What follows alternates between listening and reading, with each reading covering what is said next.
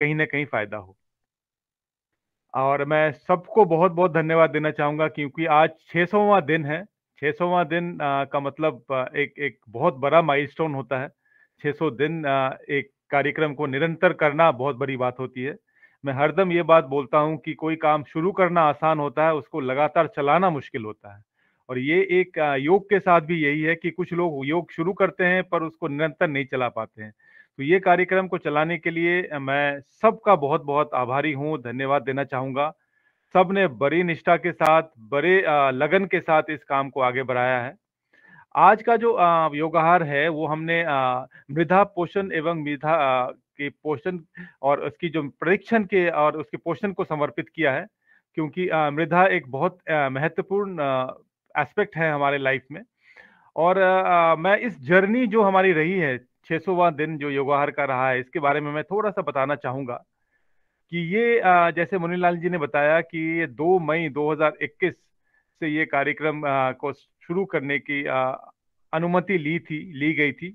और ये कार्यक्रम जब शुरू किया गया था ये सिर्फ योग के लिए किया गया था। मुझे याद है कि एक प्रेजेंटेशन के जरिए उस टाइम मुनीलाल जी थे और अमित महेश्वरी जी थे और अमर यादव जी थे। इन लोगों के एक प्रपोजल आया था कि हम इस कार्य को करना चाहते हैं। और उस दौरान जब डिस्कशन हुआ था इसमें ये बताया गया था कि अच्छा ये तो कागज पे है, आप इसे करके दिखाएं तब हम आपको माने। और इस करनी और जो कथनी थी और करनी में जो जो रहा है, उसके अगले दिन से ही ये कार्यक्रम उन्होंने शुरू करने की कोशिश करी है। और ये कार्यक्रम उस दिन से निरंतर चलता आ रहा है। इसके लिए मैं सबको बहुत बहुत बधाई देना चाहूंगा।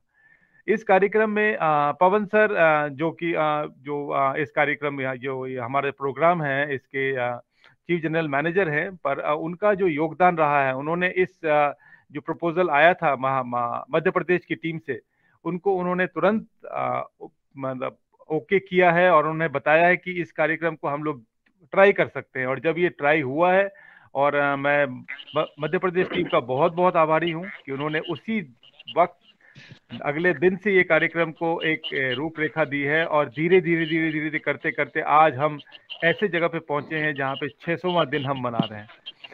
ये कार्य आसान नहीं था। इस कार्यक्रम में बहुत सारी चीजें आई हैं, बहुत सारी चीजें को हम लोगों ने अपनाया है, बहुत सारी चीजों को बेहतर किया है। और जैसे कि ये कार्यक्रम जब मैंने पहले बताया सिर्फ योग का था, फिर इसमें आहार जुड़ा गया, फिर ये योगाहार बन गया। उसके बाद इसमें हम लोगों ने 50वें दिन को सेलिब्रेट किया, 75वें दिन को सेलिब्रेट किया। और जिस तरह से सेलिब्रेशन हो रहा था, हर सेलिब्रेशन को आज जो आपके स्क्रीन में देख पा रहे हैं उसको एक बैनर के जरिए लोगों तक पहुंचाया गया। और लोगों तक पहुंचाना और लोगों का इसमें जुड़ना, कुछ लोग निरंतर जुड़ते आए हैं, शुरू से रोज जुड़ रहे हैं और उनका बहुत बहुत आभार। कुछ लोग हैं जो माइलस्टोन होते हैं उसमें जुड़ पाते हैं, कुछ लोग हैं जो कभी कभी जुड़ पा रहे हैं। मैं सबका बहुत बहुत अभिनंदन करता हूं। और ये कार्यक्रम जो अभी हम बात कर रहे थे, तो योगाहार के साथ साथ इसमें सिर्फ योगा और आहार की बात नहीं हो रही है। इसमें हम बहुत सारी अपनी संस्कृति की, अपने इतिहास की भी बात कर रहे हैं। और इस बातचीत में लोग एक दूसरे के बारे में, लोग अपने संस्कृति के बारे में, बहुत सारी चीजें ऐसी हैं जो हम भूल गए थे, हम उसे फिर से हम उसको रिवाइव करते हैं, हम उसे फिर से याद करते हैं। और इस कार्यक्रम के लिए मतलब मेरे तो शब्द कम पड़ रहे हैं। क्योंकि इस कार्यक्रम में लोग जुड़ते गए, कारवां बढ़ता गया, मतलब ऐसा रहा है ये कार्यक्रम। और ये कार्यक्रम अब लोगों तक पहुंच गया है। अब मैं देख पाता हूँ, कभी कभी मैं जुड़ जाता हूँ तब देखता हूँ बच्चे भी योग करा रहे होते हैं। जो हमारे चीफ गेस्ट होते हैं, चीफ गेस्ट की इतनी सारी चीजें हैं, जो ज्ञान है वो अपने अपनी तरीके, जिस तरह से वो काम कर रहे हैं, जो अपना अपना उनका काम करने का जरिया है, किसके थ्रू काम कर रहे हैं वो भी बताते हैं। और इस जर्नी को हम लोग बहुत कम समय में इस बहुत सारी चीजों को जानने का हमें मौका मिला है। आज जैसे अब ये इस जर्नी में हम लोग इतिहास की बात कर रहे हैं, तो अपनी संस्कृति, अपने इतिहास को अगर हम जब नहीं जानेंगे तो हम अपने बच्चों को कैसे बताएंगे इसके बारे में। तो हमारे लिए भी ये जानना बहुत जरूरी होता है, क्योंकि आज के जो बिजी स्केड्यूल है, जो इसमें सबके पास बहुत कम समय होता है डिस्कस करने के लिए इन सब बातों का। पर ये जो टाइम चुना गया है, इस टाइम के दौरान अगर हम लोगों से मिलते हैं, बात करते हैं, ये एक मिलन ही है। ये अगर हम वर्चुअली हम किसी से मिल रहे हैं, हम बात कर रहे हैं, बहुत सारे ऐसे लोग हैं जिनसे हम कभी मिले नहीं है, पर उन्हें हम अच्छे से जानते हैं, क्योंकि इस कार्यक्रम के जरिए, इस कार्यक्रम को मैं मतलब क्या बोलूं कि एक ऐसा कार्यक्रम चल रहा है जो जन जन तक पहुंच रहा है। मैं जैसा मुन्नीलाल जी भी बता रहे थे कि ये सिर्फ यहाँ तक नहीं है, विदेश से भी लोग हैं इसमें जो जुड़ते हैं, और मैंने उन्हें देखा है निरंतर जुड़ते हुए।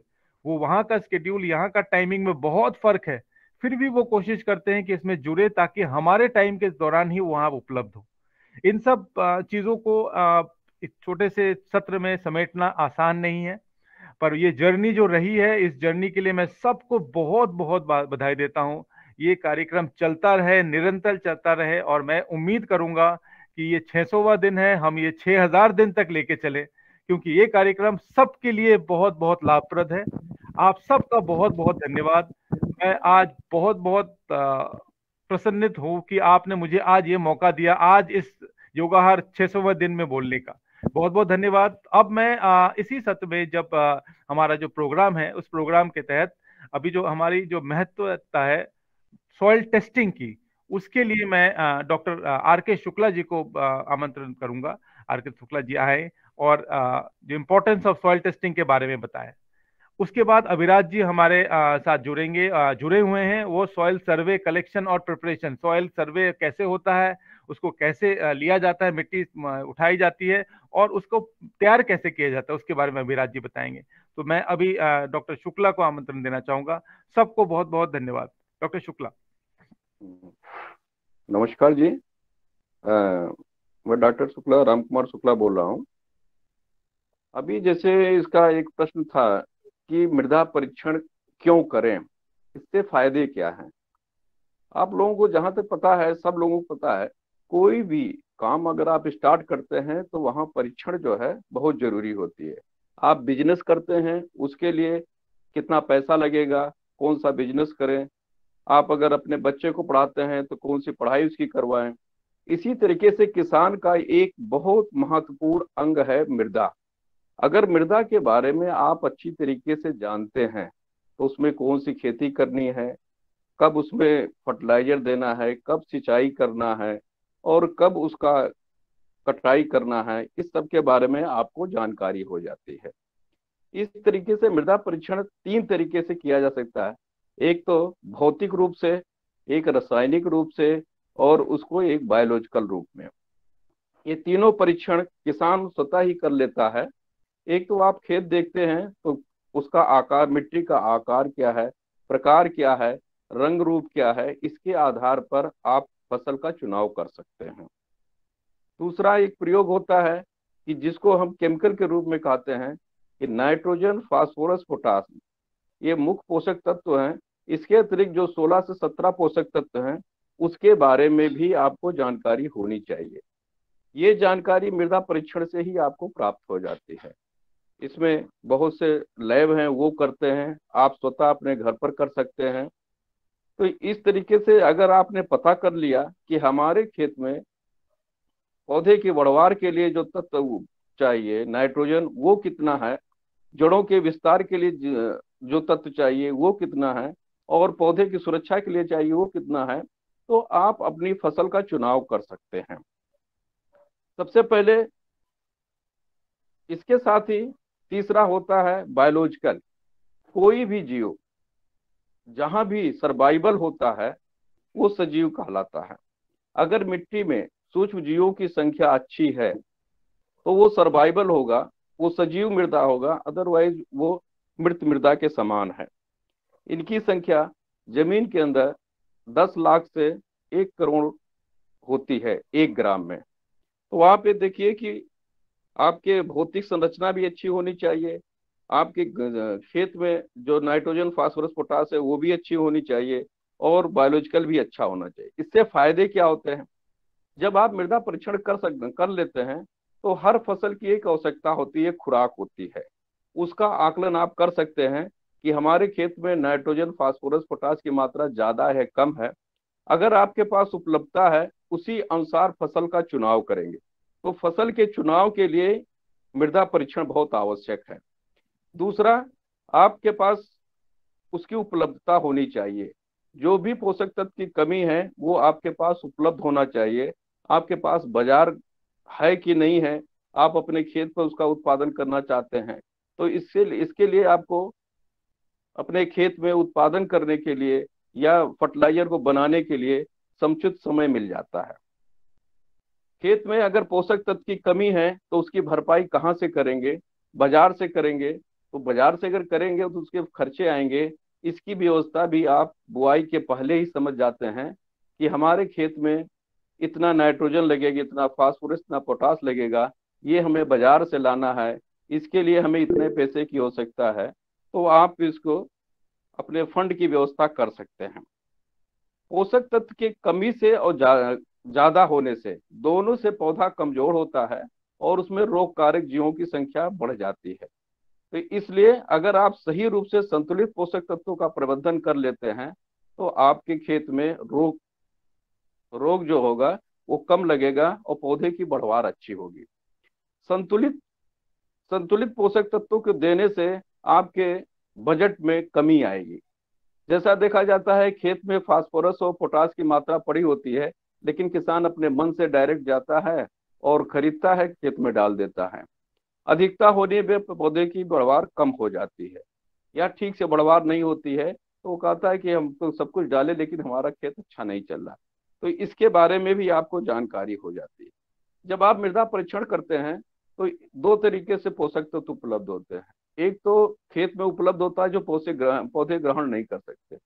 दूसरा एक होता है कि पौधे उसको आसानी से ग्रहण कर सकते हैं, इसकी जानकारी आपको हो जाती है।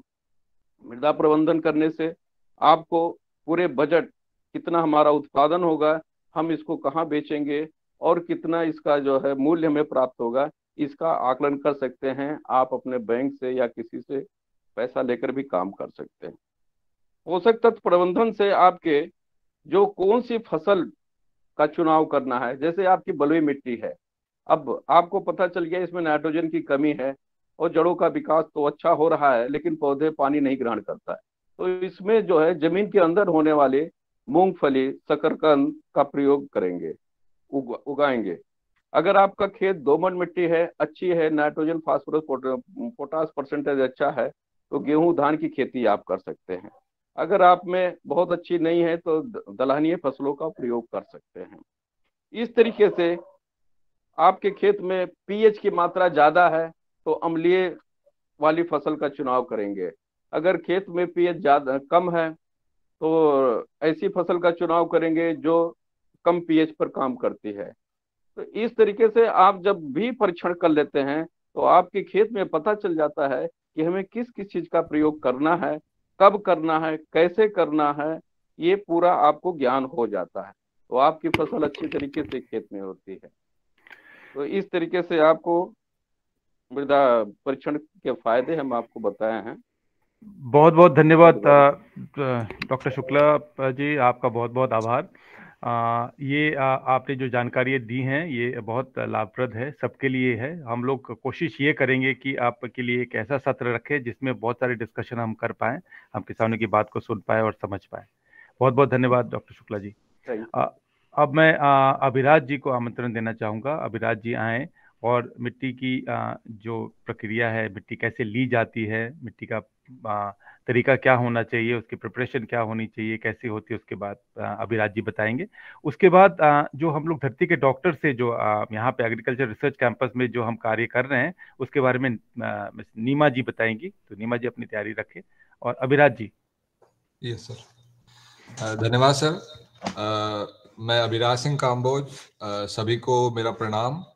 आज जैसा कि अभी शुक्ला सर ने आप सभी को बताया कि मृदा जांच क्यों जरूरी है, क्या महत्व है अगर आप मृदा मिट्टी की जांच करवाते हैं, तो उससे पहले मैं आपको बताना चाहूंगा कि हमारा अभी एक प्रोजेक्ट चल रहा है उत्तराखंड सरकार और भारत सरकार के साथ, पायलट प्रोजेक्ट है, जिसमें हमें पूरे हरिद्वार जिले के 1,60,000 खसरों की मिट्टी का जांच करना है।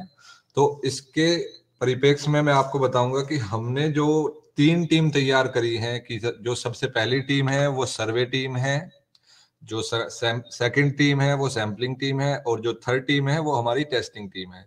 तो सर्वप्रथम मैं आपको बताना चाहूंगा कि हमारा जो सर्वे है वो किस तरीके से सर्वे टीम गांव में जाके करती है। सबसे पहले वो प्रधान जी से जाके मिलती है, प्रधान जी को मिट्टी की जांच के फायदे बताती है, क्योंकि सब पूरे गांव के प्रतिनिधि वही हैं, तो पहले उनकी अनुमति और उनकी सहमति होगी तभी गांव में वो सर्वे करने देंगे। तो सर्वप्रथम वो जाके प्रधान जी से मिलती है। प्रधान जी से मिलने के बाद उनकी सहमति और सहयोग से उनके गांव में एक ओरिएंटेशन प्रोग्राम करती है, जिसमें बताती हैं कि मिट्टी के क्या फायदे हैं। अगर आप केमिकल से ऑर्गेनिक में अपने आप को बदलना चाहते हैं कि हम केमिकल खेती कर रहे हैं और हमें ऑर्गेनिक खेती करनी है, तो क्या क्या चरण है जो आपको और नॉन ऑर्गेनिक से ऑर्गेनिक में लाने में मदद करते हैं, तो उनके बारे में हमारी जो सर्वे टीम है वो गांव वालों को बताती है। उसके साथ साथ वह सर्वे करती है कि गांव में कितने खसरे हैं, किस खसरे में किस किसान का नाम है, और उस किसान का उसमें मोबाइल नंबर लेती है, उसका आधार कार्ड नंबर लेते हैं। आधार कार्ड नंबर लेने के बाद हमारी एक एप्लीकेशन है धरती का डॉक्टर, धरती के डॉक्टर एप्लीकेशन में वो ऑनलाइन एंट्री करते हैं। पहले ऑफलाइन एंट्री करते हैं, सर्वे फॉर्म भरते हैं, उसके बाद ऑनलाइन एंट्री हमारी धरती के डॉक्टर एप्लीकेशन में सर्वे टीम करती है। तो सर्वे टीम का इतना ही काम है। उसके बाद जैसे ही वो सर्वे करके खत्म हो जाते हैं, तो किसान की संतुष्टि के लिए किसान के पास एक मैसेज जाता है कि आपके इस खसरे का मृदा का सर्वे हो चुका है। अगले दूसरी टीम जो है हमारी सैंपलिंग टीम, वो कैडेस्ट्रल मैप की सहायता से, जो भूलेख का जो मैप होता है उसकी सहायता से, क्योंकि हमने वो मैप डायरेक्ट गूगल मैप पे डाला हुआ है, तो जो जो किसान का जो जो खेत है वो खसरा नंबर डालते ही उसके खेत की हमें लोकेशन दिख जाती है डीकेडी एप्लीकेशन के थ्रू। तो उनको आसानी हो जाती है, क्योंकि पहले क्या था, जो गवर्नमेंट सर्वे कर रही थी या जो गवर्नमेंट मृदा की जांच कर रही थी, वो पूरे गांव में से सिर्फ 3 या 4 जगह से मिट्टी उठाती थी और उसके आधार पे सभी गांव के वालों को रिपोर्ट दे देती थी। पर अब ऐसा नहीं है, अब हर एक खसरे का मिट्टी की जांच हो रही है और हर एक खसरे में जा करके हम उसकी अलग अलग रिपोर्ट दे रहे हैं किसान को। तो कैडेस्ट्रल मैप की सहायता से खेत पे जाते हैं और खेत पे जाकर के मिट्टी लेते हैं। मिट्टी उठाने का जो तरीका है वो जिगजैग फॉर्म में, जैसे कि सीढ़ी नुमा दार में, जैसे कि एक बार इधर से उठाया लेफ्ट साइड से, एक बार राइट साइड से उठाया, तो जिगजैग फॉर्म में वो मिट्टी उठाती है एक खेत में लगभग 5 से 6 जगह से। 5 से 6 जगह से मिट्टी उठाने के बाद वो मिट्टी को एक जगह इकट्ठा कर लेते हैं। उसमें से जितना कूड़ा करकट होता है वो निकाल करके उसको अच्छी तरीके से पीस करके हाथ से ही ऐसे मैश करके उसको वो पॉलीथीन में भर देती है। जो हमारी एक पॉलीथीन है, पॉलीथीन का भी हमने थोड़ा सा एडवांस किया हुआ है कि हमने हर एक पॉलीथीन पे बार कोड लगाए हुए हैं। तो बार कोड की सहायता से उस खेत का हमें पता लग जाता है कि जो सैंपलिंग टीम है उन्होंने किस खेत का मिट्टी किस पॉलीथीन में डाला हुआ है। हम बार कोड को बाद में स्कैन करके देख लेते हैं। सेकंड जो कार्य है, जो मिट्टी खेत से उठने के बाद जो हमारे परिसर में जब आ जाती है, उसमें हम क्या क्या करते हैं। सबसे पहले आप देख रहे हैं लेफ्ट साइड में जो scanning, drawing, lab ID and barcoding. सबसे पहले जो मिट्टी आती है उसको हम सुखाते हैं। सुखाने की जो टीम है वो यहाँ पे कार्य करती हुई दिख रही है। तो मिट्टी को अलग अलग गांव की अलग अलग खसरे की मिट्टी को हम अलग अलग तरीके से सुखा करके उसको फिर दोबारा से उसी पॉलिथीन में भर के उस पे एक लैब आईडी लिखते हैं, जो कि हमारी जो टेस्टिंग टीम होती है उनके लिए कारगर है। वो पहचानने के लिए कि आपका कौन से गांव का ये खसरे हैं, ये कौन से गांव के सैंपल हैं, उसको पहचानने के लिए हम उस पे लैब आईडी लिखते हैं। सेकंड जो काम है वो है ग्राइंडिंग टीम का, जो ग्राइंड करती है वो जो सैंपल आते हैं, क्योंकि उसमें ढेले भी होते हैं, तो उसको ग्राइंड करके वो छलनी में छान करके उसको उसको टेस्टिंग के लिए भेजते हैं। तो आगे की इसी कड़ी में मैं नीमा जी को आमंत्रित करना चाहूंगा कि वो आए और सोयल टेस्टिंग किस तरीके से हमारी टीम करती है और क्या क्या महत्व है उस तरीके से बताएं। बहुत बहुत धन्यवाद अभिराज जी आपका। और ये जो प्रोसीजर है, ये जो कार्य है, इसको अच्छे तरीके से बताने के लिए आपका बहुत बहुत आभार। अब मैं नीमा जी को आमंत्रण दूंगा। नीमा जी के बाद डॉक्टर राठी हैं। डॉक्टर राठी सॉइल टेस्टिंग जो लैब में होती है उसके बारे में जानकारी देंगे। पहले नीमा जी। धन्यवाद सर। ओम सभी को। जैसे कि अभिराज सर ने बताया कि हमें 1,60,000 खसरा की टेस्टिंग करनी है, तो अभी तक हमने 50,000 की टेस्टिंग कर ली है और जैसे ड्राइंग ग्राइंडिंग के बाद हम टेस्टिंग पे आए हैं, तो हमारे पास टेस्टिंग के लिए धरती का डॉक्टर किट है जो कि पतंजलि ने ही बनाई है। और ये किट कैसे इतनी महत्व है कि किसान जो है इसे अपने खेत में लेके जा सकता है और वहीं अपने मृदा की जांच कर सकता है। और इसमें हम 5 पैरामीटर की टेस्टिंग कर सकते हैं, जो कि है pH, organic carbon, nitrogen, phosphorus और पोटैश। एक सैंपल को करने के लिए 30 मिनट का समय लगता है। इसमें सबसे ज्यादा टाइम जो है वो हमारा ऑर्गेनिक कार्बन लेता है टेस्टिंग के लिए। ये सब टेस्ट करने के लिए हम कलर चार्ट का यूज करते हैं, जिससे कि हम कलर मैच करें और उससे हमें रीडिंग पता लगे कि हमारे खेत में क्या चीज की कमी है, पीएच 7 है या ज्यादा है। हर चीज के लिए हमें सिर्फ कलर मैच करना है, उससे हम रिजल्ट्स हमें पता लग जाएंगे। हमारी जो टेस्टिंग के लिए टीम है उसमें अभी 15 लोग काम कर रहे हैं, जिसमें कि एक मेंबर जो है वो प्रतिदिन का 40 सैंपल टेस्ट करता है। और जो कि उन्होंने 2 भागों में बांट रखे हैं, 20 सैंपल एक बार ही करते हैं, 20 सैंपल दूसरी बार। सैंपल सबसे पहले आने के बाद स्कैनिंग की जाती है, जिससे कि हम लोग वेरीफाई कर सकें कि जो खसरा नंबर हमारे पास सैंपल पे लिखा हुआ है वही ऐप पे भी है। ये सब स्कैनिंग के बाद ये टेस्टिंग करते हैं। और जब पूरी टेस्टिंग हो जाती है सारे पैरामीटर्स की, इनका रिजल्ट जो है वो धरती के डॉक्टर जो ऐप है उस पे अपलोड किया जाता है, जिससे कि बाद में कृषक को उसमें हम अपनी तरफ से रिकमेंडेशन देते हैं कि उन्हें अपने खेत में क्या क्या डालना चाहिए, किस मात्रा में डालना चाहिए। और अगर वो पूरी जैविक खेती करना चाहते हैं तो उन्हें क्या डालना चाहिए, पूरी रासायनिक करना चाहते हैं तो क्या डालना चाहिए। हर तरीके की रिकमेंडेशंस उन्हें मिलेगी, जो कि बाद में हम सॉइल हेल्थ कार्ड के रूप में उन्हें प्रोवाइड कराते हैं। Thank you sir. Thank you so much Neema, बहुत बहुत धन्यवाद आपका। अब मैं डॉक्टर मनोहरी राठी जी को आमंत्रण देना चाहूँगा कि वो आए, क्योंकि ये चर्या हम लोग डीकेडी के थ्रू कर रहे हैं, धरती के डॉक्टर के थ्रू, और उसी में से हम सैंपल्स को रीचेक हम लैब के थ्रू भी करते हैं। तो उनके बारे में ज़रा डॉक्टर राठी बताएंगे। Doctor Rathi. Thank you sir. सुप्रभात, मैं डॉक्टर मनोहरी राठी आप सभी को अवगत कराना चाहती हूँ कि पतंजलि में भी अति आधुनिक तरीके से मिट्टी की जांच की जाती है। जैसे कि मृदा के स्वास्थ्य को ध्यान में रखते हुए पतंजलि जैविक अनुसंधान संस्थान ने मृदा प्रेक्षण प्रयोगशाला की स्थापना की है। और यह प्रयोगशाला कृषि अनुसंधान परिसर में हरिद्वार से 12 से 13 किलोमीटर की दूरी पर रुड़की हरिद्वार नेशनल हाईवे पर स्थित है। ये प्रयोगशाला सभी अत्याधुनिक उपकरणों से सुसज्जित है, जैसे कि एटॉमिक एब्जॉर्प्शन स्पेक्ट्रोफोटोमीटर हुआ, यूवी विजिबल स्पेक्ट्रोफोटोमीटर हुआ, जेल डाल डिस्टिलेशन एंड डाइजेशन यूनिट हुई, जिनका संचालन एक प्रशिक्षित टीम द्वारा किया जाता है। यह प्रयोगशाला के माध्यम से खेत की मिट्टी एवं सिंचाई के लिए उपयोग में होने वाले जल के समस्त आवश्यक पैरामीटर की जांच की जाती है, जिसके लिए बहुत ही कम या न्यूनतम शुल्क निर्धारित किया गया है। जांच के लिए मिट्टी किसान या तो अपने खेत से लैब की सहायता से अपने खेत से खुद प्रयोगशाला में ला सकते हैं, या प्रयोगशाला के जो फील्ड सहायक है उनकी मदद भी ले सकते हैं। इस जांच के बाद जांच रिपोर्ट किसानों तक 10 से 15 दिन के अंतराल में रजिस्टर्ड जो भी उनका फोन नंबर हो उनके माध्यम से उनको दे सकते हैं, या फिर वो प्रिंटेड रिपोर्ट भी लैब से प्राप्त कर सकते हैं। अतः इच्छुक एवं जागरूक किसान भाई अपने खेतों की मिट्टी की जांच करवा सकते हैं और रिपोर्ट के अनुसार माप तोलकर उर्वरक का उपयोग कर सकते हैं, और उसके अनुसार अपने जो उर्वरक में जो लागत आती है उसको भी कम कर सकते हैं। धन्यवाद।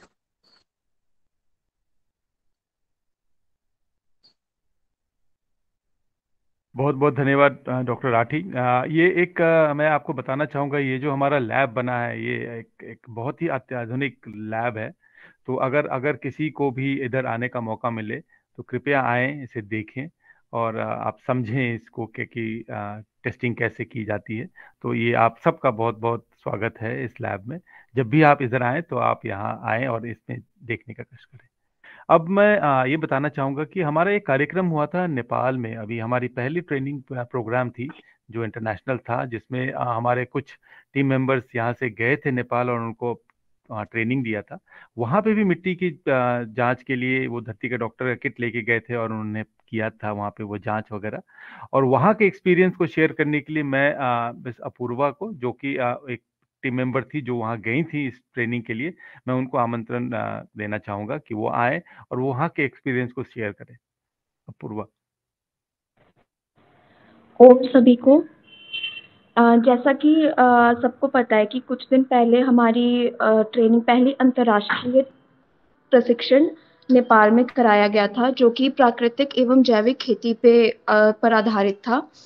ये ट्रेनिंग मनरा सिसवा नगर पालिका में के जो मेयर है मोहन पांडे जी, उनके द्वारा ये आया था प्रस्ताव कि हम वहाँ पे आके उनके वार्ड में, उनके नगर पालिका में इस जैविक खेती के लिए ट्रेनिंग दे। तो फिर हम यहाँ से ट्रेनिंग के लिए मैं, भुवनेश्वर सर, रवि आदित्य सर, तीन जो है हम पतंजलि से वहाँ ट्रेनिंग देने के लिए गए थे।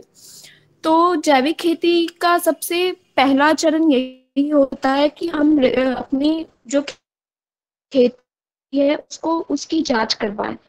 तो वहाँ भी हम डॉक्टर है उसके द्वारा उन्हें प्रशिक्षण दिया कि हम कैसे अपने रबी टेस्ट करें। तो उन्हें मिट्टी उठाने की प्रक्रिया बता कि मिट्टी किस प्रकार उठा। तो कुछ जो वहाँ ट्रेनिंग के लिए आए थे वो खुद अपने खेत मिट्टी खुद से उठा वो लेके आए और उनकी मिट्टी की जांच करके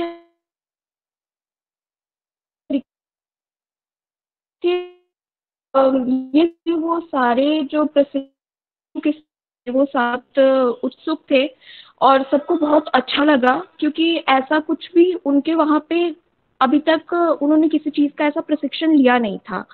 तो उन्हें ये इस मृदा जांच किट को देख के बहुत अच्छा लगा।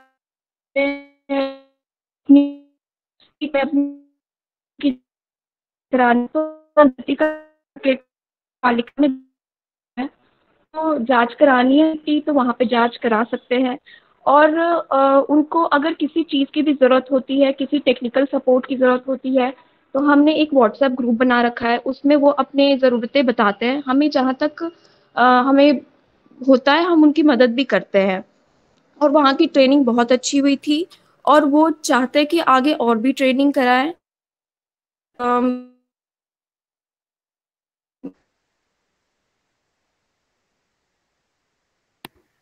अपूर्वा, आपकी आवाज क्लियर नहीं आ रही है, बीच बीच में रुक जा रहा है।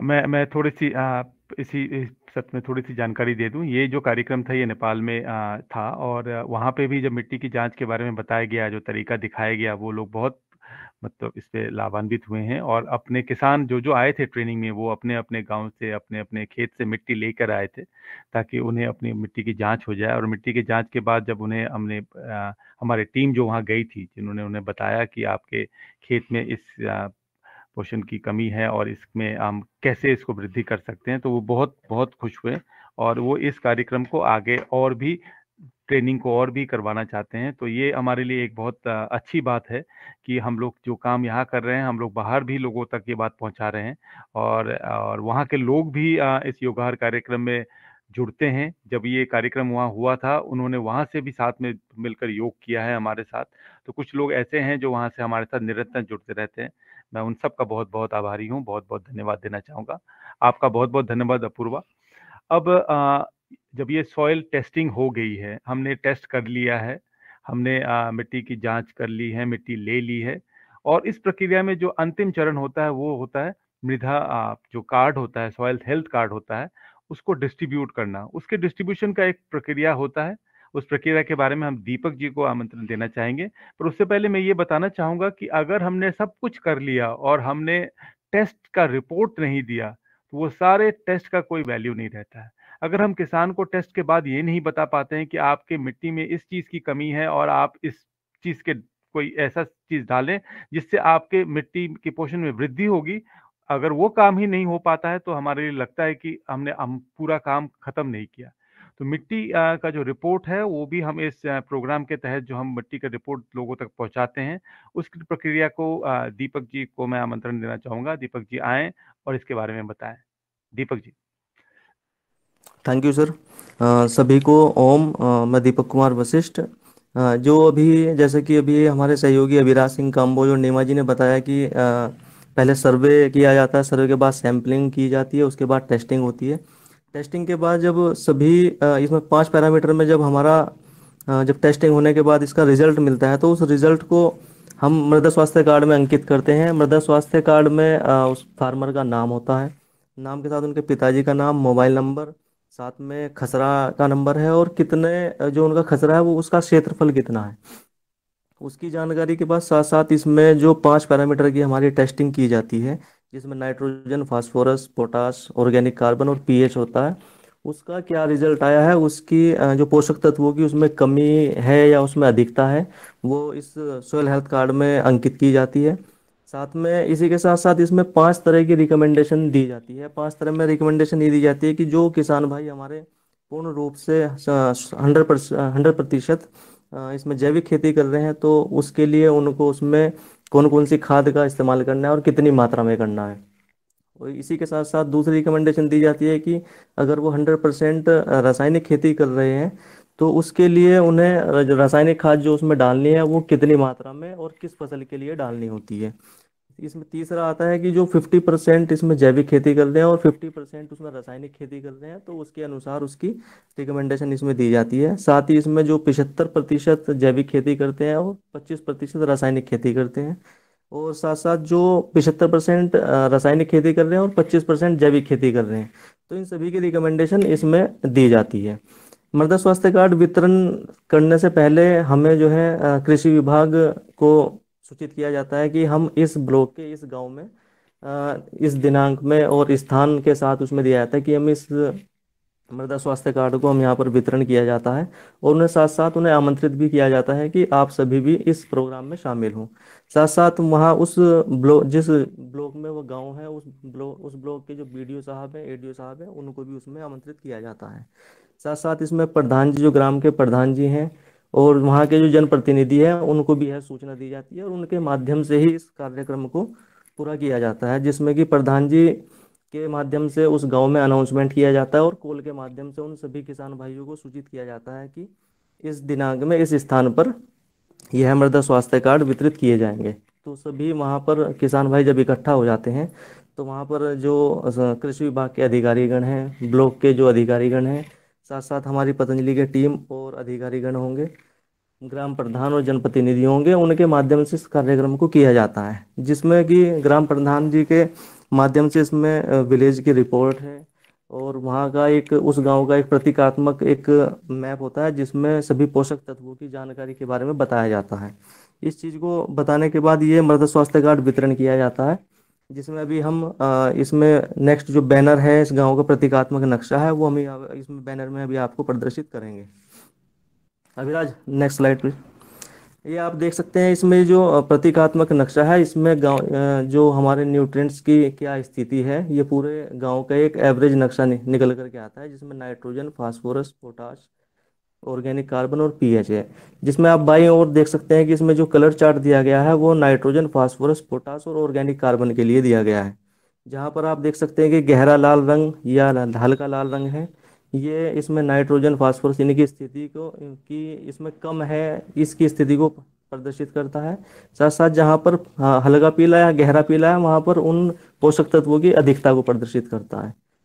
इसी के लिए इसको मैनेज करने के लिए इसमें जो हरा रंग है उसका मतलब ये है कि इसमें मध्यम को प्रदर्शित कर रहा है, और हमें ये पीला या लाल कलर की को छोड़ करके हमें हरे की तरफ बढ़ना है और अपना न्यूट्रिएंट्स को इसमें मैनेज करना है। साथ साथ ये जो सबसे लास्ट में पीएच का इसमें कलर चार्ट दिया गया है, जो दाईं ओर है, इसमें दिखाया गया है कि हमें जो है इसमें हरे पे ही मध्यम पर आना है। इसमें पीला या जो ग्रे कलर आ रहा है या अधिक लाल कलर आ रहा है, गहरा लाल कलर आ रहा है, तो उसमें हमें उसको इग्नोर करके उसमें अपने पोषक तत्वों की स्थिति को सामान्य करके, जो कि हम रिकमेंडेशन में देते हैं, उसके आधार पर उसमें पोषक तत्वों का प्रबंधन के सुझाव को अपनाते हुए और इसकी स्थिति को सुधार करना है। इसी के साथ साथ यहाँ पर ये हमारा विलेज रिपोर्ट, और इसमें 27 तरह के कॉम्बिनेशन के बारे में बताया गया है। विलेज रिपोर्ट में ये बताया जाता है कि एक गांव में हमारे पास 100 खसरे हैं, जिसमें से हमने 60 सैंपल उठाए गए हैं, जिसमें कि 50 सैंपल की हमारी टेस्टिंग हो चुकी है। तो उन 50 में से उसमें ऑर्गेनिक कार्बन जो आया है, उसमें कितने खसरों का ऑर्गेनिक कार्बन मध्यम आया है, कितने खसरों का उसमें कम है, कितने खसरों का अधिक है, ऐसे ही 5 के 5 पैरामीटर्स का उसमें कितने परसेंट की उसकी स्थिति है, जो कि हमें अभी कलर चार्ट में भी आपको दिखाया गया है। तो इसी के आधार पर इसमें 27 कॉम्बिनेशन बनाए गए हैं।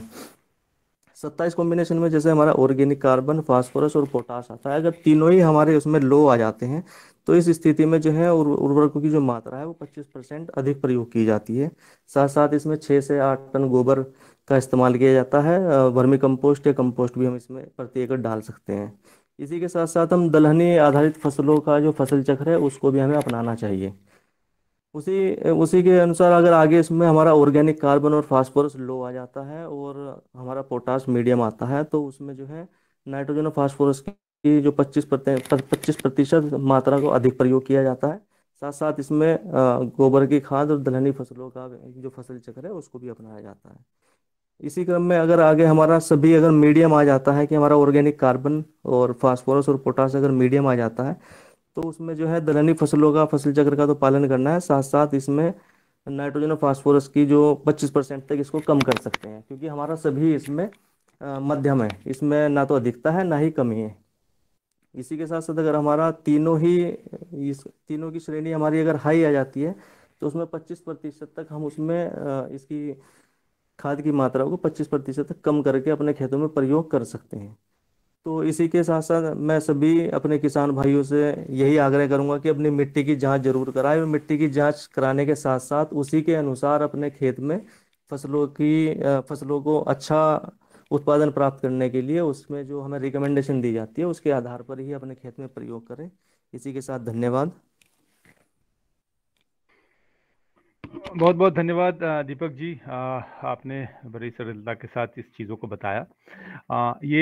मैं आपको थोड़ा सा इसमें ये बताना चाहूँगा कि ये कार्यक्रम हम हर गांव में वितरण का कर रहे हैं, और जहाँ जहाँ सॉइल सैंपल हो चुका है, जहाँ जहाँ उसकी टेस्टिंग हो चुकी है, वो कृषि विभाग को जानकारी के साथ, जैसा कि दीपक जी ने बताया, हम हर गांव में इसका वितरण कर रहे हैं। और वहाँ के जो प्रधान हैं उनको ये समझाते हुए कि इस कार्यक्रम को, जो मृदा की जांच है, इसका कैसे इसको आगे बरकरार रखना है, मृदा को कैसे स्वस्थ रखना है, इसकी भी जानकारी उन्हें एक ट्रेनिंग के माध्यम से भी दी जाती है, ताकि वो अपने गांव के लोगों के साथ, जिनके साथ उनका रोज उठना बैठना है, वो उनको समझा सके, बता सके।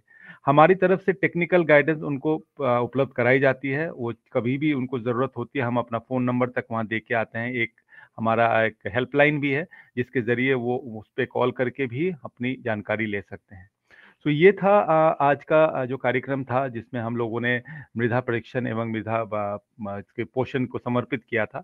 ये एक छोटी सी एक प्रस्तुति थी हमारी टीम की तरफ से, और मैं इस प्रस्तुति को देने के लिए पूरी टीम का बहुत बहुत धन्यवाद देना चाहता हूँ। और सबसे ज़्यादा मैं पवन सर का धन्यवाद देना चाहता हूँ, क्योंकि ये जो मैप्स हैं, ये जो प्रेजेंटेशन है, ये किस तरह से काम होना है, इसकी सारी मतलब रूपरेखा उन्होंने बनाई है, उनके ज़रा बनाया गया है, और उसको पूरी टीम साथ मिलकर इसको हम लोग कोशिश कर रहे हैं कि जो सोच रही है उस सोच तक हम लोग पहुंच पाए और किसानों की मदद कर पाए। सो अब हमारी तरफ से बहुत बहुत धन्यवाद, और मैं सबको फिर से 600वें योगहार की बधाई देना चाहूँगा। और ये मंच दोबारा से मैं मुन्नी लाल जी को सौंपना चाहता हूँ। मुन्नी लाल जी, आपको आपका आमंत्रण है करता हूं मैं, और आप इस मंच को आगे संचालन करें। और हमारी तरफ से आपको बहुत बहुत शुभकामनाएं, पूरी टीम को बहुत बहुत शुभकामनाएं, जितने लोग जुड़ते हैं इसमें लगातार, उन सबको बहुत बहुत शुभकामनाएं। नमस्कार। धन्यवाद आदरणीय विवेक सर जी, और आपके सहयोग से और हमारे आदरणीय पवन कुमार जी के कुशल नेतृत्व और मार्गदर्शन से ये हमारे पतंजलि पीठ के विद्वान वैज्ञानिक की पुरुषार्थ से ये योगाहार कार्यक्रम के हम 600 दिन पूर्ण कर चुके हैं।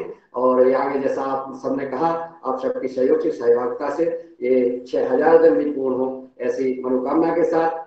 और आपने अभी हमने मिट्टी परीक्षण के बारे में जाना, और मिट्टी परीक्षण इसलिए आदरणीय पवन सर जी के मन में हमेशा आता है कि जब हम डॉक्टर के यहाँ जाते हैं, अब हाथ दिखाते हैं, चेक कराते हैं, तो वो यही कहता है कि आप जांच कराइए अपने शरीर की। शरीर अगर रोगी है तो उसकी जांच कराना पड़ती है, जांच कराने के बाद ही उसका ट्रीटमेंट होता है। हम सब सदन के उपस्थित भाई बहन जानते हैं, सब जानते हैं कि डॉक्टर सबसे पहले चेकअप कराता है। तो हमारी धरती माता बीमार हो रही है, हम उसको केमिकल डाल के बीमार कर रहे हैं, तो उसको क्या जरूरत है, इसके लिए हम सब चेक कराते हैं। और ऐसा वो चेक कराना ही मिट्टी परीक्षण है। आज महत्वपूर्ण विषय था मिट्टी परीक्षण, जिस विषय पर जो है आज का योगाहार कार्यक्रम में हम सबने मिट्टी परीक्षण के बारे में सुना। अब मैं ज्यादा समय न लेते हुए, आज जब हमारे आदरणीय पवन सर जी का मार्गदर्शन अगर हमें प्राप्त नहीं होता है, आशीर्वाद प्राप्त नहीं होता है, तो योगाहार अधूरा सा रहता है। मैं चाहूंगा कि आप हमें मार्गदर्शन दें। इसके बाद हम खुला मंच रखते हैं और सभी सदन में उपस्थित भाई बहनों के हम विचार लेंगे, सबके सुझाव लेंगे, सबका मार्गदर्शन लेंगे। उसके पहले मैं आदरणीय पवन सर जी को सादर सम्मान के साथ आमंत्रित करता हूं कि आप आइए। आपकी योगाहार कार्यक्रम 600 दिन पूर्ण कर चुकी है, हमें आपका मार्गदर्शन चाहिए, आपका आशीर्वाद चाहिए। आदरणीय पवन कुमार जी, नमस्कार सभी को, ओम। और सभी को आज के इस 600वें दिन की बहुत बहुत शुभकामनाएं। और इस विषय पर आज जो हमारा ये 600वां दिन है, ये मृदा परीक्षण और पोषण पर समर्पित है।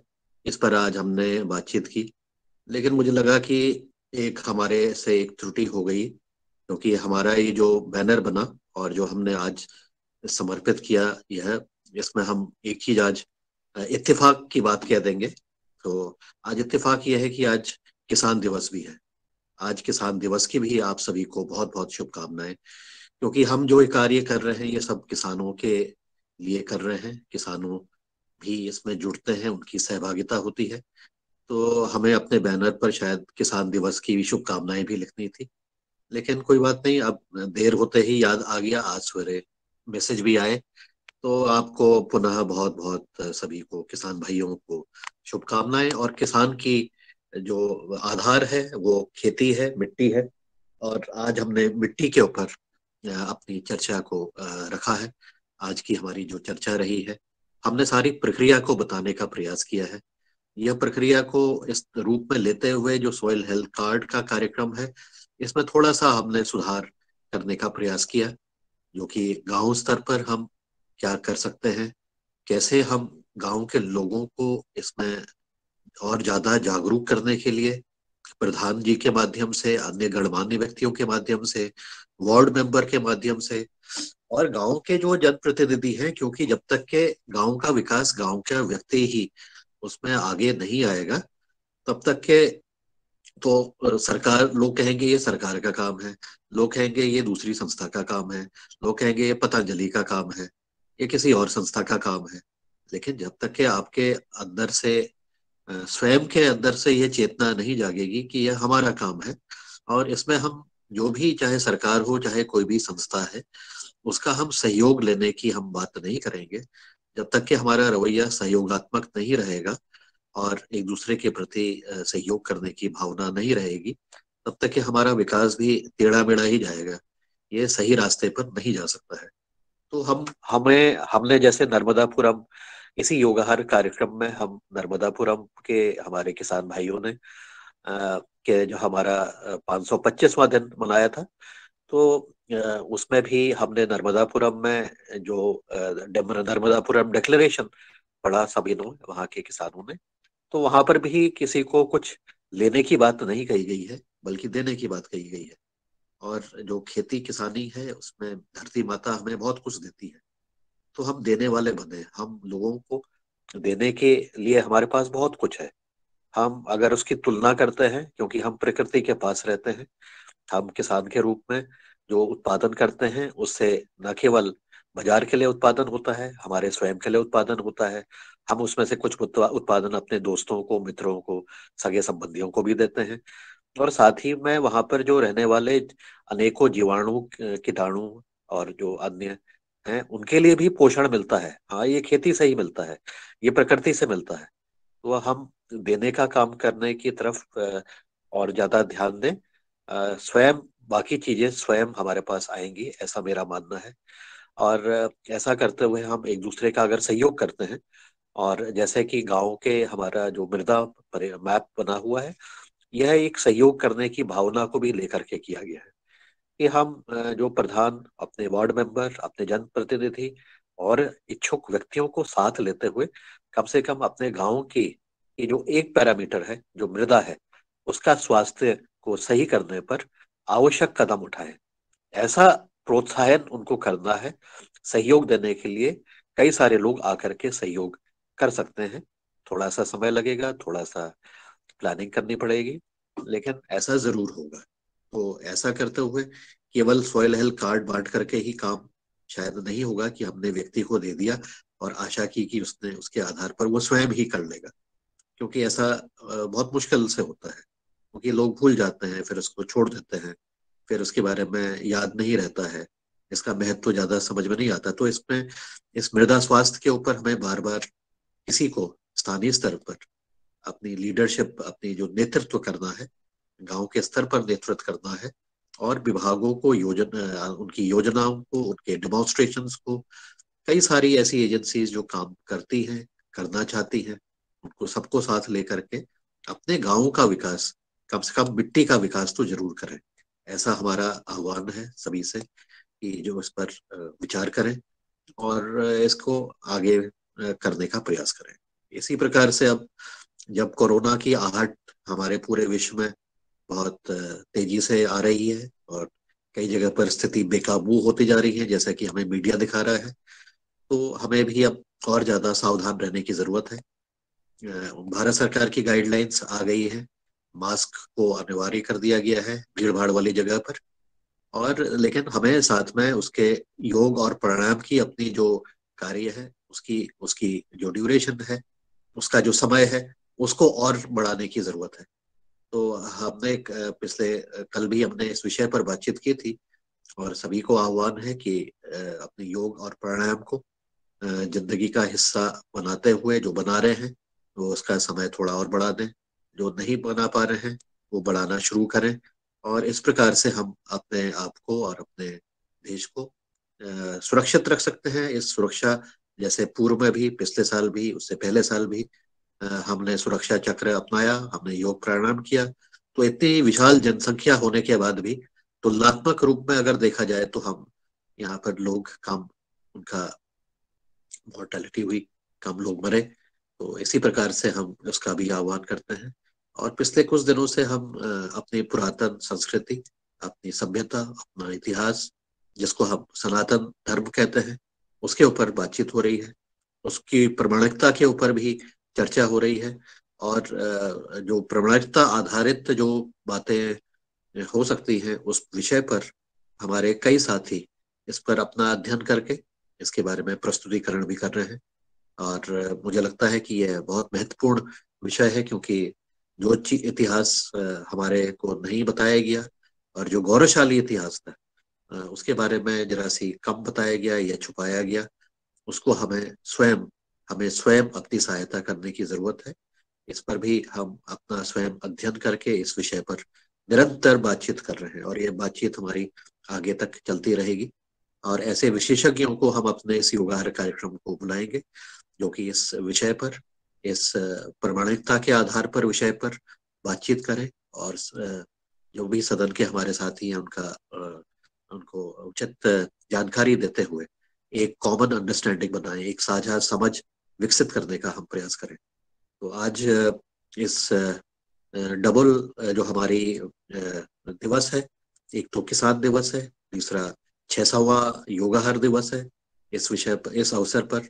और आज की हमारा जो टॉपिक था मृदा परीक्षण और पोषण, उन सब चीजों को इंगित करते हुए मैं आप सभी को बहुत बहुत बधाई देता हूँ, शुभकामनाएं देता हूँ, और आशा करता हूँ कि हम जो हमारे सामने जो खतरा नजर आ रहा है कोरोना का, उससे हम अपने आप को समुचित रूप से बचाव करते हुए आगे अपना मार्ग प्रशस्त करेंगे, इस देश को गौरवशाली बनाएंगे। नमस्कार, धन्यवाद। धन्यवाद आदरणीय प्रोफेसर जी। और आपको चिंता रहती है और आपने बताया जो प्राचीन काल का इतिहास कुछ आपकी सोच थी और आपने ये विषय सदन में प्रस्तुत किया जिसका हम सबको लाभ मिल रहा है और हम सबको दिशा मिल रही है। आपने हमेशा दिशा दी है युवा कार्यक्रम में।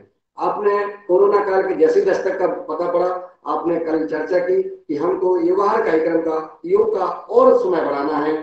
जैसा कि हमारे युवाचार्य के युग शिक्षक योग कराते हुए कहते हैं कि समय का अभाव है, समय कम पड़ता है, समय की वजह से थोड़ा सा कम कर लेते हैं। तो आपने सोचा कि नहीं, समय का अभाव हम नहीं करेंगे और कोरोना में हमें योग बहुत जरूरी है, आयुर्वेद की चर्चा जरूरी है, स्वदेशी की चर्चा जरूरी है। तो इस विषय पर हम इस योग क्लास को और बढ़ाएंगे, ऐसा आपने मार्गदर्शन दिया है। आपके पुरुषार्थ को मैं प्रणाम करता हूँ और पूरे सदन की ओर से आपको साधुवाद देता हूँ कि आप हमेशा 5:30 बजे से लेकर के 8:30 बजे तक लगातार इतनी बड़ी जिम्मेवारियां आपके पास है परम श्रद्धेय आचार्य जी की, पतंजलि योगपीठ की, परंतु इसके बावजूद भी आप इस योग कार्यक्रम में पूर्ण समय देते हैं, मार्गदर्शन देते हैं और जिसकी वजह से हम सबका मनोबल भी बढ़ाते हैं और हम सबकी छोटी से छोटी समस्याओं का समाधान और सुझाव को तुरंत गंभीरता से लेते हुए, प्राथमिकता देते हुए और आप उसको हल करते हैं और उसको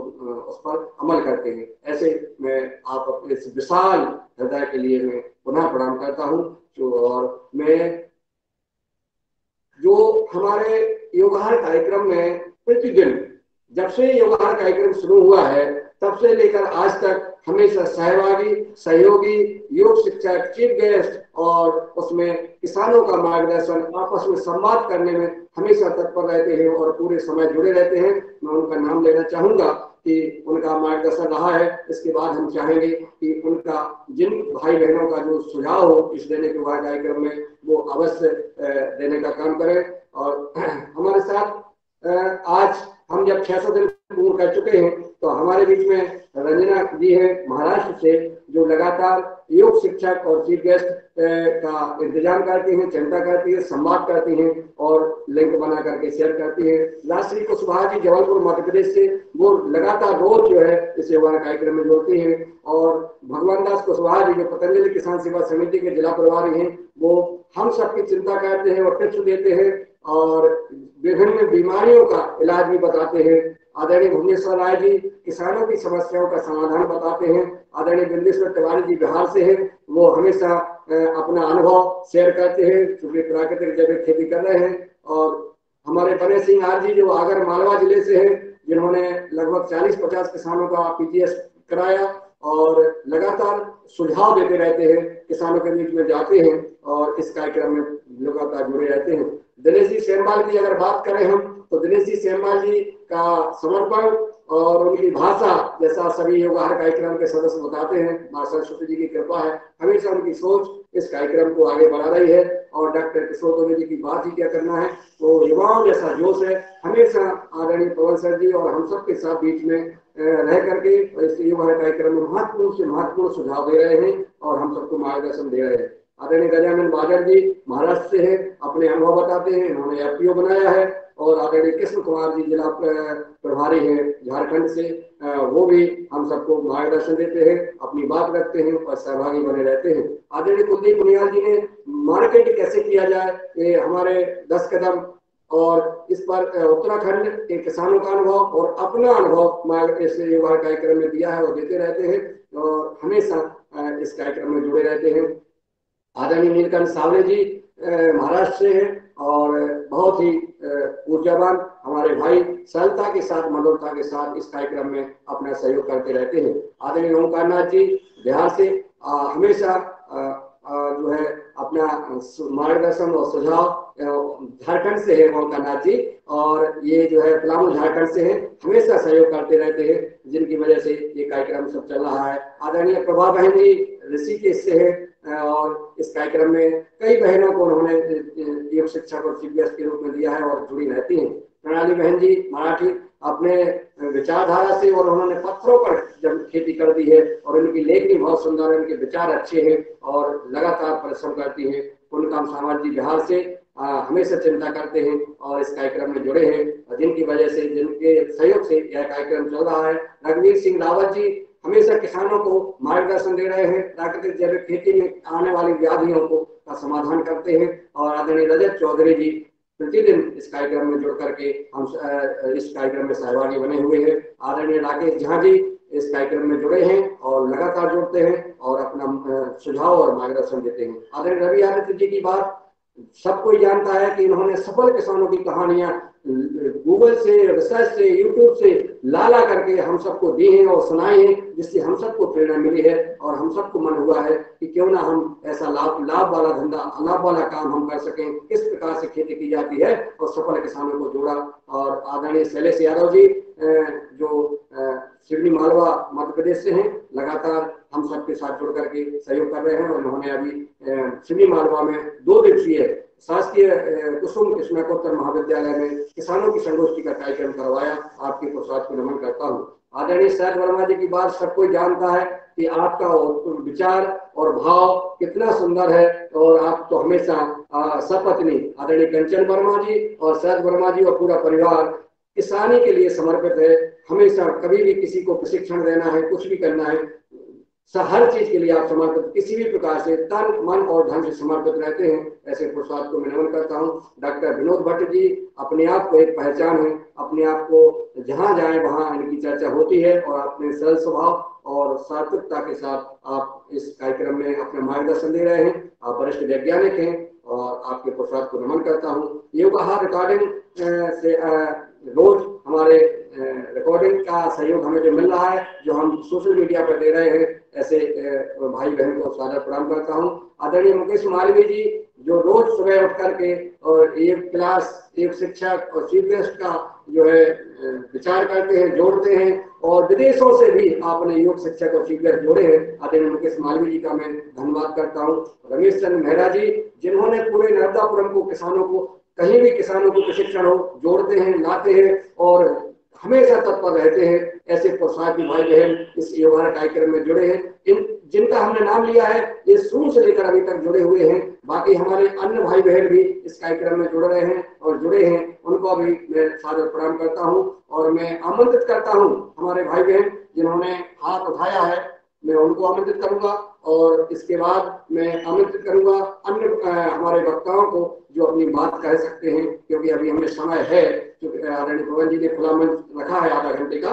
तो मैं आदरणीय बने सिंह जी को आमंत्रित करता हूं। आपने हाथ उठाया है, आप बताएं और अपनी बात रखें। आदरणीय बने सिंह जी।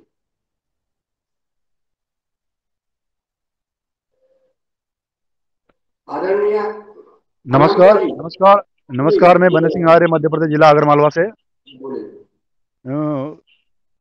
मिट्टी परीक्षण के बारे में थोड़ा सा सुझाव चाहिए था मुझे, क्योंकि किट हमारे पास भी अवेलेबल है धरती का डॉक्टर। तो क्या मिट्टी परीक्षण करते समय हम किसानों से पैसा ले सकते हैं या पतंजलि के माध्यम से अपन को कुछ सुविधा उपलब्ध होगी? और मिट्टी परीक्षण का केंद्र हमारे जिले में हम लगवा सकते हैं क्या? मिट्टी परीक्षण का प्रचार कर सकते हैं क्या हम गांव-गांव जाकर के?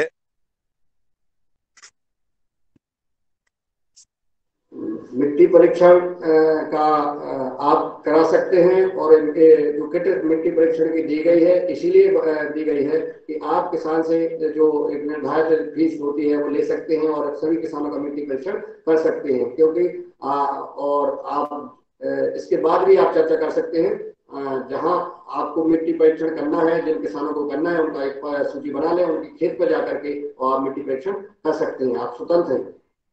आदरणीय ओमकार नाथ जी। धन्यवाद भैया। बहुत सुंदर व्यवस्था पतंजलि का मिट्टी जांच का है बना हुआ।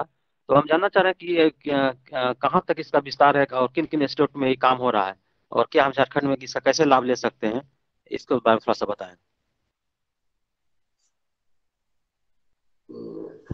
आप थोड़ा सा उसमें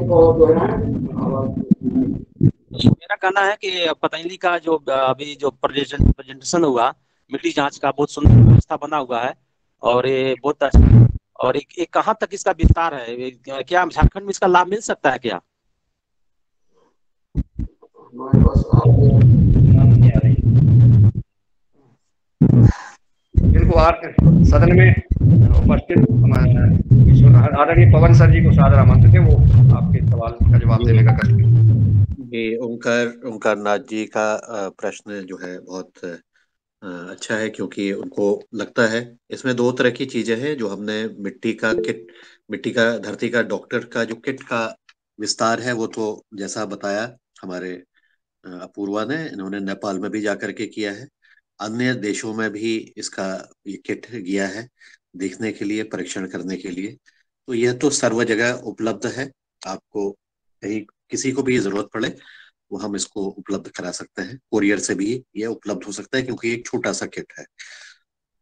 लेकिन जो हमने मिट्टी का हर खसरे का परीक्षण किया है, ये इसकी पायलट योजना जो है वो केवल हरिद्वार में अभी संचालित है, क्योंकि यहाँ पर दो तीन चीजें की गई है। जो प्रत्येक खसरे का प्रत्येक खेत का विस्तारीकरण मतलब वो हुआ है, वो केवल हरिद्वार में हुआ है। आपने शायद इस विषय पर पहले भी प्रश्न पूछा था, और हमने कहा था कि अपने गांव का अगर आप खसरा हमें देते हैं तो हम प्रयास करने का कोशिश कर सकते हैं।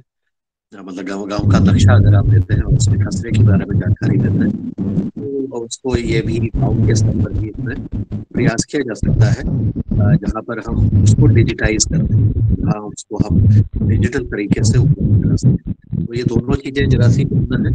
तो आरंभिक रूप में अगर आप काम करना चाहते हैं तो धरती का डॉक्टर कहीं पर भी उपलब्ध किया जा सकता है, और उसका एक रिफिल किट भी आता है, सर्वसुलभ बनाया जा सकता है। और मेरा यह मानना है कि हर एक किसान को, जैसा पूर्व में भी बताया गया है, उसको अपने खेत की मिट्टी की एक बेसलाइन प्रारंभिक स्थिति क्या है इसको समझ लेना चाहिए।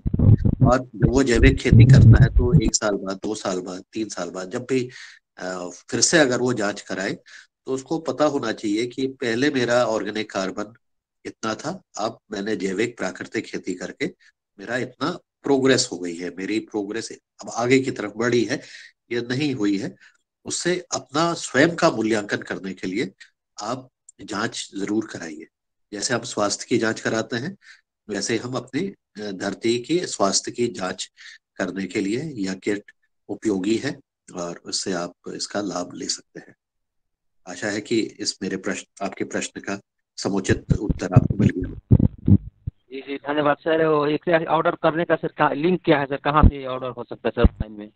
ठीक है, इसके लिए मैं अलग से लिंक हमारे पास है, और भी व्यवस्थाएं हैं। मैं मुन्नीलाल जी के माध्यम से और हमारे भुवनेश्वर राय जी के माध्यम से इसके बारे में आपको वो अलग से जानकारी।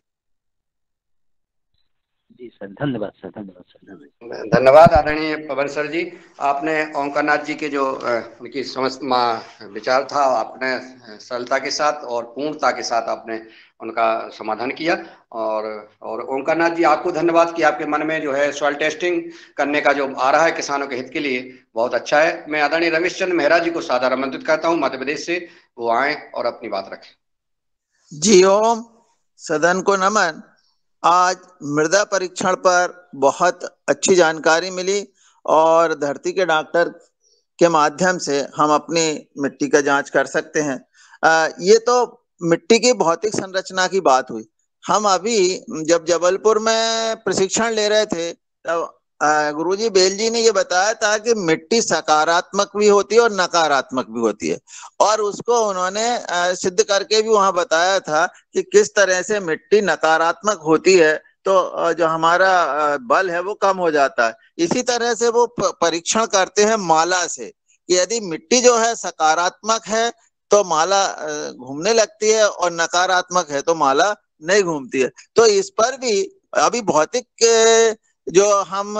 संरचना के आधार पर हमने जो 5 तत्वों की खोज की है, जानकारी ली है, या और अधिक और जो आधुनिक जो है उससे हम और अधिक तत्वों की उसका टेस्ट करते हैं। पर इस पर भी थोड़ा सा ध्यान दिया जाए, क्योंकि हमारी पतंजलि जो है वो थोड़ा सा आध्यात्मिक भी है, और ये आध्यात्मिक भाव इसमें होता है। तो इस पर भी थोड़ा सा यदि बात की जाए तो बहुत अच्छी रहेगी। मेरे साथ अर्पण गौर जी शायद यहाँ जुड़े हैं और वो इस काम को करते भी हैं कि माला से किस तरह से वो सकारात्मक नकारात्मक देखते हैं। तो यदि जुड़े हैं तो वो खुद बताएं इसमें। जी ओम। धन्यवाद मेहरा जी। अर्पण गौर अगर इस कार्यक्रम में जुड़े हों तो आदरणीय रमेश चंद्र मेहरा जी जो चर्चा कर रहे हैं अध्यात्म की ओर, जी आदरणीय डॉक्टर ऋषि कुमार जी को सादर आमंत्रित करता हूँ वो आए मार्गदर्शन दें। आदरणीय डॉक्टर ऋषि कुमार जी। बढ़िया ना, पता नहीं मेरे को, लिखो इसमें, लिखो तो लिखो आदरणीय डॉक्टर ऋषि कुमार जी खोलो, YouTube पे कर लो। क्यों? डॉक्टर ऋषि जी ऑस्ट्रेलिया कैसा जाना चाहिए ना, ले भी आते फिर। अब मैं अगले वक्ता, अगला जी डॉक्टर साहब ने हैंड वॉश किया है। मैं आदरणीय general manager doctor Rishi Kumar ji को सादर आमंत्रित करता हूं कि वो अपनी बात रखें, अपने सुझाव रखें। आप अनम्यूट कर लें। जी ओम। अर्पित गौर हैं सर, अर्पित गौर जी हैं, बुलाएं। यदि अर्पित गौर यदि बात सुन रहे हैं तो आप अनम्यूट होकर के अपनी बात कहें सकारात्मक और नकारात्मक मिट्टी पर। जी अर्पित जी, अर्पित जी। जी ओम जी, मेरी आवाज आ रही है? आपकी आवाज आ रही है। जी ओम, आपका बहुत बहुत धन्यवाद और इस मंच का बहुत बहुत धन्यवाद कि आपने मुझे मौका दिया है। मैं ताराचंद बेल जी तकनीक टीसीबीटी जो है उससे मैं खेती कर रहा हूँ और मैंने जस्ट अभी अपना सेटअप जमाया है। तो मैं धीरे धीरे, मतलब गुरुजी 100% है, मैं उनका 0.1% ही बन पाया हूँ अभी, 0.001%। और मैं अपने छोटे छोटे प्रयासों से खेती कर रहा हूँ और मेरे पास कुछ अनुभव है जो मैं शेयर करना चाहता हूँ। जैसे मान लो अपनी मिट्टी में कार्बन कम है, तो कार्बन बढ़ाने के लिए मैंने अपना एक प्रैक्टिकल किया कि मैंने नारियल की नट्टियां जो आती हैं, नारियल की नट्टी और नारियल की बूचों को अपन ने एक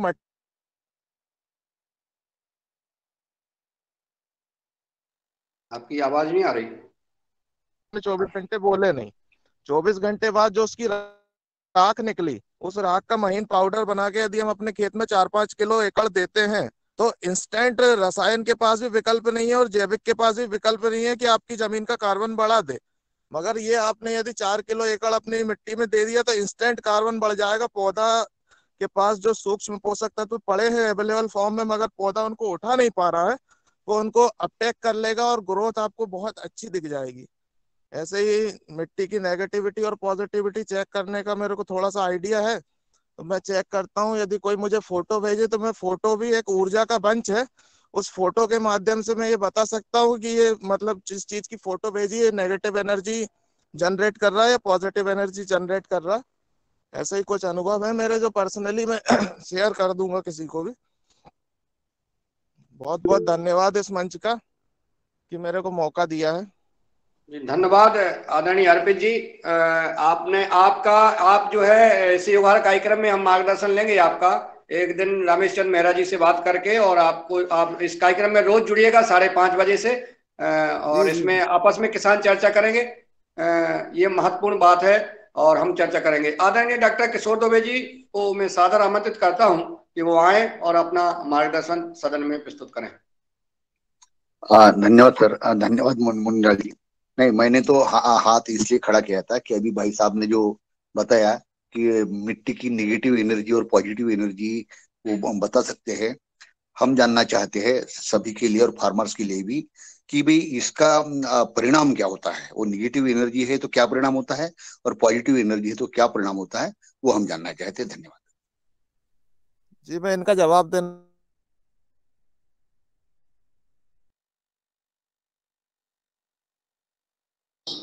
अर्पित जी, आपकी आवाज नहीं आ रही है, थोड़े इधर उधर होकर जवाब दीजिए।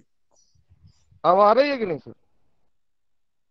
अब आ रही है, आ रही है। मैं ये बताना चाहूंगा, जैसे हमारी मिट्टी नेगेटिव है तो नेगेटिव मिट्टी में हम कितना भी पोषण देंगे मतलब पौधे पे उतना अच्छा रिजल्ट नहीं आएगा। वो जो हम एनर्जी दे रहे हैं वो एनर्जी हमारी मिट्टी खींच लेगी। नेगेटिव मिट्टी मतलब मिट्टी, पौधे की एनर्जी मिट्टी खींचेगी। और जस्ट अपन दूसरे भाग पे जाए, मतलब मिट्टी हो गई यदि पॉजिटिव, तो पौधे को हम कम खुराक भी देंगे ना तो पौधे पे निखार अलग आएगा, प्रोडक्शन अलग आएगा। ये फर्क होता है नेगेटिव और पॉजिटिव एनर्जी में। वो पूरा ऊर्जा विज्ञान है नेगेटिव और पॉजिटिव का। उसको समझने के लिए आपको बहुत डीप में जाना पड़ेगा। मोटे हिसाब में अपन यही समझ सकते हैं कि मिट्टी नेगेटिव है तो हम कितना मन माफिक पैदा करना चाहेंगे तो हम पैदा नहीं कर सकते हैं, और यदि उसी को हम मिट्टी को पॉजिटिव कर लेंगे तो हम 50% एफर्ट देंगे तो 50% एफर्ट हमारी प्रकृति अपने आप साथ देगी, और पौधा मतलब अद्भुत निखार के साथ और अद्भुत प्रोडक्शन लेके आएगा। भाई साहब, निगेटिव को पॉजिटिव में बदलने के लिए क्या करना पड़ेगा, कृपया मार्गदर्शन करिए। उसको नेगेटिव को पॉजिटिव करने के लिए आपको देसी गाय के कंडे होना, अग्निहोत्र का पात्र होना, चावल होना, सेंगा चावल, अक्षत और घी होना, और फिर उसके बाद आपको अग्निहोत्र करना पड़ेगा। अग्निहोत्र बडी करके एक एप्लीकेशन है, उस पर आपकी लोकेशन पे सूर्योदय की टाइमिंग आएगी, सूर्यास्त की टाइमिंग आएगी। उससे 20 मिनट पहले आप बैठिए आसन लगा के, अग्निहोत्र के पात्र में आयताकार कंडे जमाइए। 10 मिनट पहले जब उसमें दिख जाएगा कि आपका सूर्योदय या सूर्यास्त होने वाला है तो आप वो आयताकार कंडे स्टेप बाय स्टेप जमेंगे। आप यूट्यूब पे खोलोगे ताराचंद बेल जी तकनीक, उसमें अग्निहोत्र की पूरी विधि मिलेगी आपको, तरीका सामान सब बताया जाएगा। उसको आप सीखिए और 10 मिनट पहले आप अग्नि प्रज्वलित कीजिए, और फिर जब अग्नि मतलब अग्नि ठंडी होने लगेगी, अपने अंगारी अंगार बचेंगे, जस्ट उसी समय पे 0-0 हो जाएगा, मतलब आपकी लोकेशन पे सूर्योदय हो चुका है या सूर्यास्त हो चुका है। तो उसमें 2 आहुति डलती है, बस काम इतना ही, तैयारी 10 मिनट पहले करना है आपको। सूर्योदय और सूर्यास्त के 2 मंत्र हैं, आहुति डालना, 12 घंटे उस पात्र को बोलना नहीं है। जब अपना नेक्स्ट अग्निहोत्र का टाइमिंग आएगा उससे आधे घंटे पहले हम उस भस्म को कलेक्ट करके और फिर से वही क्रिया करते हैं। तो वो जो हमारी भस्म निकलती है 2 या 3 बार में 100 ग्राम, वो 100 ग्राम भस्म 108 प्रकार के पोषक तत्व पूरे अपने आप प्रकृति की व्यवस्था है। तो उस भस्म को 100 ग्राम लेके और उसमें 100 ग्राम फिटकरी लेके एक पोटली बना के हम एक 200 लीटर के पानी में छोड़ देते 12 घंटे। तो 12 घंटे बाद वो पूरा पानी ऊर्जा से भर जाता है। तो उस पानी को हमको 2 से 3 बार नीचे जमीन में चलाना है और 1 आध बार 2 बार स्प्रे करना है, और मतलब मिट्टी तो तुरंत विद ए सेकंड पॉजिटिव हो जाएगी। उस जल का आपने स्प्रे किया, आपकी कितनी नकारात्मक मिट्टी हो, विद ए सेकंड पॉजिटिव हो जाएगी। ऐसे कुछ तरीके हैं जिनको आप करोगे तो मिट्टी विद ए सेकंड पॉजिटिव हो जाएगी, मगर उसके लिए प्रयास हमको करना पड़ेगा। ये भस्म ना बाजार में मिलती है ना कहीं से बनाई जा सकती है। उसके लिए सूर्योदय और सूर्यास्त की टाइमिंग पे ही अग्निहोत्र करके उस भस्म को हमें कलेक्ट करना पड़ेगा, तब हम उसको नेगेटिव से पॉजिटिव कर सकते हैं। सर जी, निगेटिव पॉजिटिव के बाद संदर्भ में कोई अगर लिटरेचर है या कोई पेपर है, रिसर्च पेपर है, तो प्लीज शेयर करने का कष्ट करें। धन्यवाद। आप ताराचंद बेल जी की पाठशाला यूट्यूब पे खोलिए और उस पे आप जितना पीछे जाएंगे, जितने बैक में वीडियो खोलेंगे ना, उस पे आपको पूरा डाटा मिलेगा। मैं तो केवल एक माध्यम हूँ। ओम सर, धन्यवाद जी। धन्यवाद। धन्यवाद जी आदरणीय डॉक्टर। ऐसा भी कहा है कि कोई हमने खेत में यदि नहीं किया अग्निहोत्र, पर किसी ने अग्निहोत्र किया, उस राख को भी यदि हम उनसे लेकर भी यदि खेत में डालते हैं तो क्या वो हमारी मिट्टी पॉजिटिव हो जाती है? जी बिल्कुल हो जाती है। वो अपने करने से नहीं है, मतलब वो चीज की एक लिमिटेशन है। वो मतलब इतनी ज्यादा किसी के पास कंज्यूम नहीं हो पाती है। बाकी 1-2 बार के लिए तो मैं भी उपलब्ध करा सकता हूँ किसी को 150 ग्राम। बाकी वो अग्निहोत्र की भस्म तो कहीं दुनिया में जाएंगे तो वो वही काम करेगी, चाहे आपने किया हो चाहे किसी और ने किया, थर्ड पर्सन ने, जी काम वो वही करेगी। जी ओम। धन्यवाद आदरणीय अर्पित जी, आदरणीय डॉक्टर किशोर दुबे जी। महत्वपूर्ण संवाद सदन ने सुना। और आदरणीय मैं आमंत्रित करता हूँ कृपंद जी यादव, आपने हाथ उठाया था कि आपका कोई सवाल है, कोई बात है, कोई सुझाव है? जी। आदरणीय डॉक्टर ऋषि कुमार वर्मा जी शायद आमंत्रित थे। ओम नमस्कार। नमस्कार सर। मुन्नीलाल जी, सबसे पहले बधाई 600वें योगाहार दिवस पे, और इसका सफल संचालन के लिए जो अपनी PFSP की टीम है, सभी को एक बार बधाई, और वे सराहना के पात्र हैं। दूसरा मेरा बस यही था कि जो अभी भूमि में पॉजिटिव नेगेटिव एनर्जी के ऊपर में बात हो रही है, मैं इसको थोड़ा सा साइंस से जोड़ के बात करने की के लिए बताना चाहता हूँ कि जैसा कि बताया कि अगर भूमि पॉजिटिव होगी तो पौधों की ग्रोथ अच्छी होगी, ये बिल्कुल सत्य है।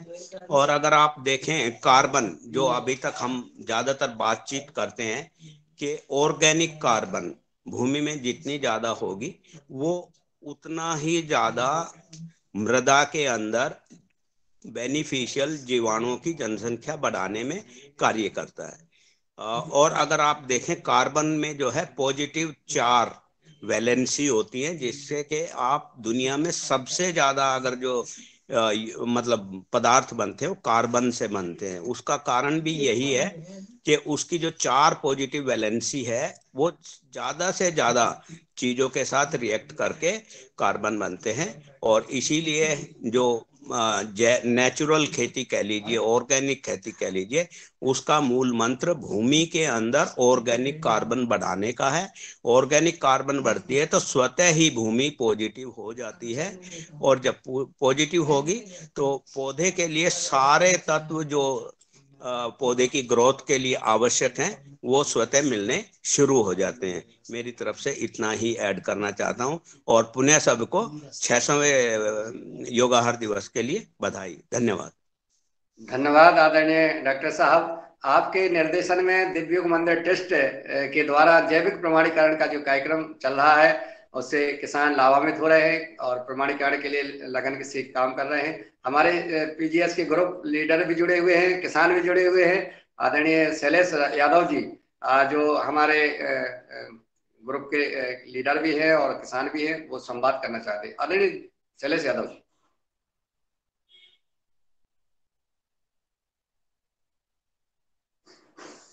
शैलेश जी आप अपनी बात रख सकते हैं। आदरणीय कपिल यादव जी बोलिए। सर्वप्रथम हम प्रेरणा स्रोत आदरणीय मुन्नीलाल जी को बहुत बहुत शुभकामनाएं इस कार्य के लिए। और मैं यहाँ कहना चाहता हूँ कि जिस प्रकार से अभी गौर साहब ने बताया, तो इससे थोड़ा सा और आगे बढ़ के एक काम और कर सकते हैं हम, कि यदि हमारे खेत के आसपास हम अपनी गायों को रखें और उनके कंडे से वहाँ नित्य हवन करें, तो हमारे आसपास लगभग 1 से 1.5 किलोमीटर का जो क्षेत्र है, हमारे खेत का हम सेंटर पॉइंट निकालें और सेंटर पॉइंट पे बैठ के यदि संभव हो सके तो अग्निहोत्र करें हम, तो हमारे आसपास की जो एनर्जी लेवल है वो काफ़ी परिवर्तित हो जाएगा और हमारे खेत में पॉजिटिविटी बढ़ जाएगी, जिसकी हम अभी बात कर रहे थे। तो हम यह प्रैक्टिकल भी कर सकते हैं, और कुछ ही दिन करना है ये, साल में आप कम लगभग 5 से 7 दिन ये अभ्यास करेंगे तो ये 1 साल तक आपको वो एनर्जी लेवल आपका वहाँ पर लगभग मेंटेन रहेगा। ओम जी, धन्यवाद। धन्यवाद शैलेश जी। आदरणीय हमारे साथ कपिल जी, आप हाथ उठा रहे हैं लेकिन आपकी आवाज नहीं आ रही है, आप अनम्यूट करके बात रखें अपनी। आदरणीय कपिल जी, कपिल यादव जी, आप शायद नेटवर्क में नहीं हैं जिसके कारण आपकी आवाज नहीं आ रही है। हाँ आदरणीय हम दिनेश जी सेमवाल जी को सादर आमंत्रित करते हैं कि वो आए और सदन में अपना प्रस्तुतिकरण दें। जी आदरणीय, बहुत बहुत धन्यवाद, और सभी सदस्यों को 600वें योगाहार दिवस पर बहुत बहुत बधाई, साथ में किसान दिवस पर बहुत बहुत बधाई। और जो पुराने सदस्य हैं उनके साथ साथ नए सदस्य भी जुड़े हैं, उनको भी बहुत बहुत बधाई कि इस कड़ी का हम आगे बढ़ा रहे हैं। और बहुत अच्छी बात ये रही कि हमारा मृदा पर ही ये कार्यक्रम आज फोकस है, और मृदा में निगेटिव और पॉजिटिव एनर्जी की बात हो रही है। तो मैंने भी ये कुछ जगह हमारे साहित्य में भी और ऋग्वेद में भी पढ़ा है, और साथ में आज तक करके, और जैसे आज के जो हमारे डॉक्टर ऋषि सर ने भी बात रखी है और गौर साहब ने भी बात रखी है कि ये बातें होती हैं और विज्ञान सम्मत बात है। हमें ये भी पढ़ने को मिलता है कि जो खेत की मिट्टी के साथ साथ ही बरगद के नीचे की मिट्टी होगी, चौराहे की मिट्टी होगी, शमशान की मिट्टी होगी, या फिर इसी तरह देवालय की मिट्टी होगी, इनमें अगर हम वैज्ञानिक तरीके से परीक्षण करेंगे तो अलग अलग गुण मिलेंगे। और ये शमशान क्यों हो जाते हैं, कोई खेत कैसे बन जाता है, कोई बरगद के नीचे की मिट्टी कैसे बन जाती है, ये वैज्ञानिक तथ्य है, वैज्ञानिक प्रक्रिया है। लेकिन साथ साथ में एक बात और भी कि हमारे पुरानी एक हमारे योगा के सदस्य और मुख्य अतिथि भी जुड़े थे। उन्होंने वो एक माने जाने सरकारी संस्थान के निदेशक भी बने। उन्होंने जो अग्निहोत्र परंपरा को बढ़ावा दिया बगीचों में, खेतों में, और तत्कालीन अधिकारी और वैज्ञानिक उन पे हंसते थे कि ये अग्निहोत्र, वैज्ञानिक कहते हैं अपने को, डायरेक्टर कहते हैं, और ये अग्निहोत्र कर रहे हैं।